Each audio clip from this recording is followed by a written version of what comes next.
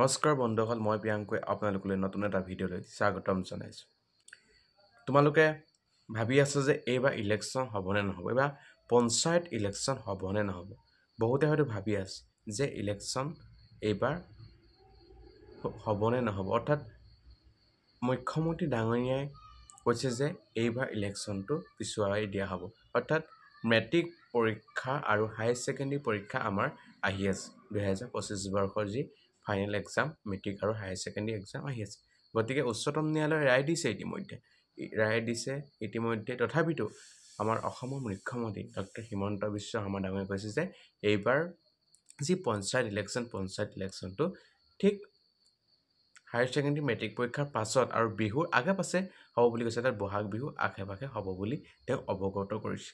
এইখিনিতে এটা প্ৰশ্ন আপোনালোকৰ মোৰ যিসকল ভিউৱাৰ্ছ আছে সেইসকলক অৱগত কৰিব বিচাৰোঁ। তোমালোকে ভাবানে যে পঞ্চায়ত ইলেকশ্যনটো এতিয়া হ'ব লাগে, অৰ্থাৎ এই পৰীক্ষা হায়াৰ ছেকেণ্ডেৰী আৰু মেট্ৰিকৰ আগত হ'ব লাগে বুলি তোমালোকে ভাবানে, নে পাছত হ'ব লাগে বুলি ভাবা? তোমালোকে নিশ্চয় কমেণ্ট কৰিবা।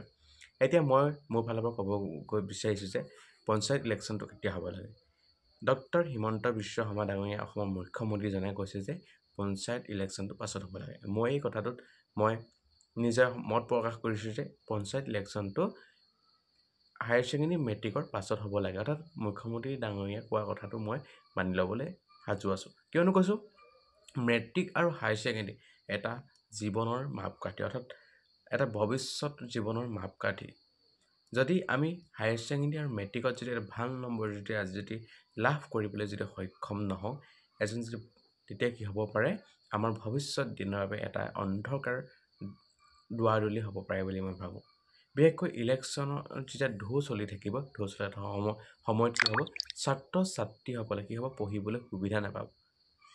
আৰু এক মাহ আছে এক্সামৰ বাবে, হায়াৰ ছেকেণ্ডেৰী আৰু মেট্ৰিকৰ এক্সামৰ বাবে এক মাহ থকা অৱস্থাত তাৰ মাজতে যদি আমি ইলেকশ্যনটো পাতি দিওঁ, অৰ্থাৎ পঞ্চায়ত নিৰ্বাচনটো পাতি দিওঁ, কি হ'ব, ছাত্ৰ ছাত্ৰীসকলৰ অসুবিধা হ'ব। গতিকে মুখ্যমন্ত্ৰীজনাই ছাত্ৰ ছাত্ৰীৰ ভৱিষ্যতৰ কথা চিন্তা কৰি এটা ভাল ডিচিশ্যন লৈছে বুলি মই ভাবিছোঁ। কাৰণ মই এজন ছাত্ৰ হিচাপে পঞ্চায়ত ইলেকশ্যনটো পাছত হ'লেও কোনো কথা নাই, কিন্তু এটা ভৱিষ্যতৰ মাপকাঠি গঢ়িবৰ বাবে, এটা ভৱিষ্যতৰ সপোন পূৰাবৰ বাবে এখন চাৰ্টিফিকেটৰ অতিকৈ প্ৰয়োজন। পৰীক্ষা এবাৰহে দিব পাৰে, গতিকে পঞ্চায়ত ইলেকশ্যনটো পাছত কৰিলেও হৈ যাব, কিন্তু ভৱিষ্যত দিনৰ বাবে ভাল এটা মাৰ্কছ পাবৰ বাবে কি হ'ব লাগে, আমি যদি চেষ্টা অব্যাহত ৰাখিবৰ বাবে তেওঁলোকক আমি সুবিধা দিব লাগে। গতিকে তেওঁ কথাত আমি মত প্ৰকাশ কৰিছোঁ যে এটা ভাল ডিচিশ্যন লৈছে বুলি মই ভাবিছোঁ। আজিলৈ ভিডিঅ'টো ইমানে। আপোনালোকক এটা সৰু ইনফৰ্মেশ্যন দিবলৈ বিচাৰিছিলোঁ, আপোনালোকক দিলোঁ। মোৰ যদি ভিডিঅ'টো ভাল পায় আপোনালোকে লাইক, কমেণ্ট আৰু শ্বেয়াৰ কৰিব, ছাবস্ক্ৰাইব কৰিব নাপাহৰিব। আজিলৈ ভিডিঅ'টো ইমানে। ধন্যবাদ।